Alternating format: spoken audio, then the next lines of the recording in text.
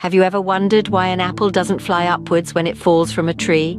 The answer lies in the enigma of motion, the very heart of how we perceive and interact with the world around us.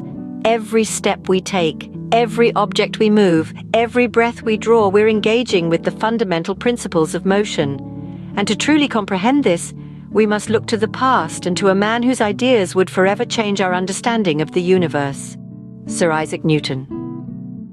Born in the 17th century, Newton was an English physicist and mathematician who is widely recognized as one of the most influential scientists of all time.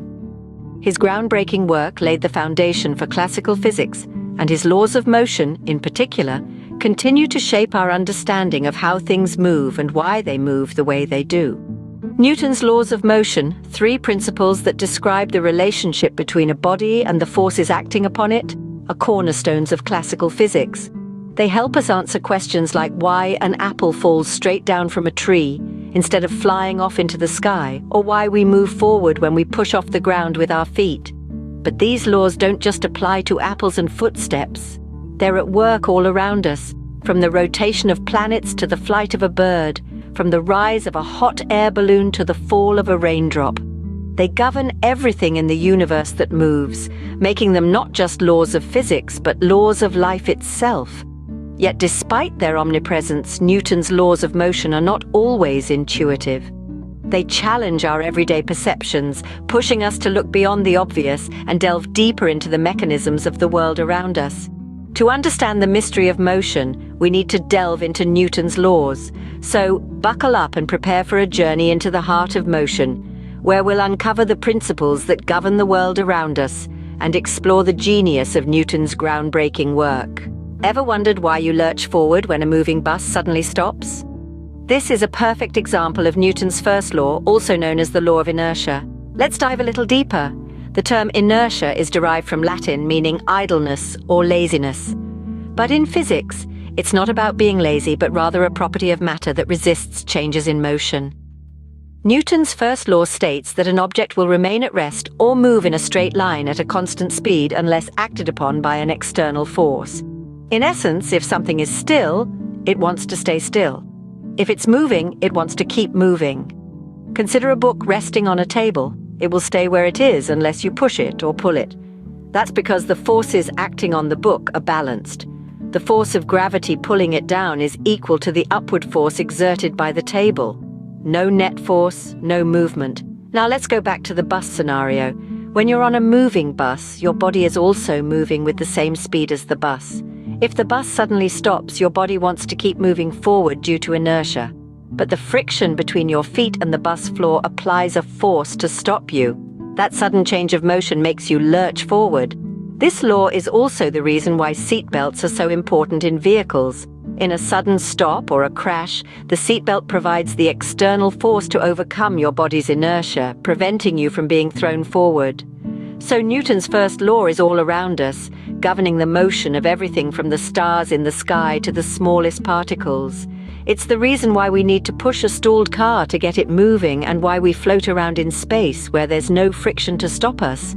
So remember, an object will stay at rest or move at a constant speed unless acted upon by an external force. That's Newton's first law for you.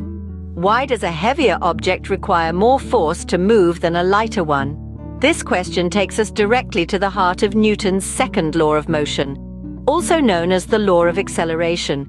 Newton's second law is all about the relationship between an object's mass, its acceleration, and the amount of force applied to it. In the simplest terms, this law states that the force exerted on an object is equal to the mass of the object times its acceleration. In other words, force equals mass times acceleration. Or if you like equations, it's often written as F equals sine ma. Let's break this down a bit. The force in this equation isn't just any old force. It's the net force acting on the object. That's all the forces combined. If you're pushing a book along a table, for instance, the net force is your pushing force minus any frictional force from the table. The mass part is just what you'd think. It's how much stuff is in the object you're pushing. More mass means more resistance to change. That's why heavier objects are harder to get moving. And acceleration isn't just speed, but how quickly the speed is changing. If you're steadily pushing that book at a consistent speed, its acceleration is 0. But if you're trying to get it moving, or to make it go faster, then you're dealing with acceleration. Now let's think about this in the context of everyday life. Imagine you're pushing a heavy shopping cart. You push harder, apply more force, and the cart speeds up, accelerates. But if the cart is very heavy, has a lot of mass, you'll need to push even harder to get the same acceleration. Conversely, if you've ever tried to stop a rolling shopping cart, you've felt Newton's second law in action. The heavier the cart, the more force you need to apply to slow it down or to decelerate it. So, force equals mass times acceleration. The heavier the object, the more force required to move it. That's Newton's second law. Have you ever thought about why you move backwards slightly when you throw a ball? This phenomenon is a perfect example of Newton's third law, often referred to as the law of action-reaction. Newton's third law states that for every action, there is an equal and opposite reaction. Let's break this down a bit. When you throw a ball, you're applying a force to it, right? This force propels the ball forward, but according to Newton, that's not the end of the story. The ball is also applying an equal force back on you. Now, because you're much heavier than the ball, you don't fly backwards in the same way the ball flies forward, but you do move ever so slightly in the opposite direction. That's the reaction to your action of throwing the ball.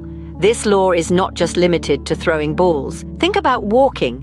When we walk, we push against the ground with our foot. That's the action. The ground, in turn, pushes back with an equal force. That's the reaction. This reaction force propels us forward. Now let's look at an example that's a bit more explosive. Consider a rocket launching into space. The action is the force of the gases being expelled downwards from the rocket. The reaction is the rocket soaring upwards into the cosmos. This law is everywhere in our daily lives, from the recoil of a gun to the push of a swimmer against the water that propels them forward. Even birds and insects use this principle to fly, pushing air downwards to lift themselves up. So you see, Newton's third law is not just a dry piece of scientific jargon. It's a fundamental principle that governs how we move and interact with the world around us. And it all boils down to this simple yet profound idea.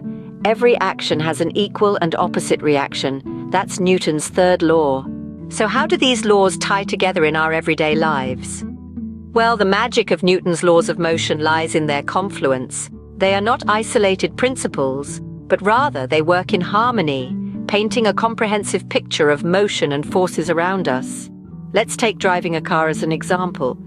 When you're at a standstill, Newton's first law, the law of inertia, is in full effect. Your body and the car want to stay at rest, but as soon as you press the accelerator, you're invoking Newton's second law, the law of acceleration. The car moves forward, but your body pushes back into the seat. This is because an unbalanced force, the car's engine, is changing the car's motion. But what happens when you suddenly slam on the brakes? Your body lunges forward, right?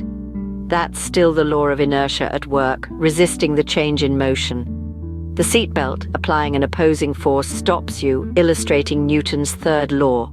For every action, there's an equal and opposite reaction. Now consider playing sports.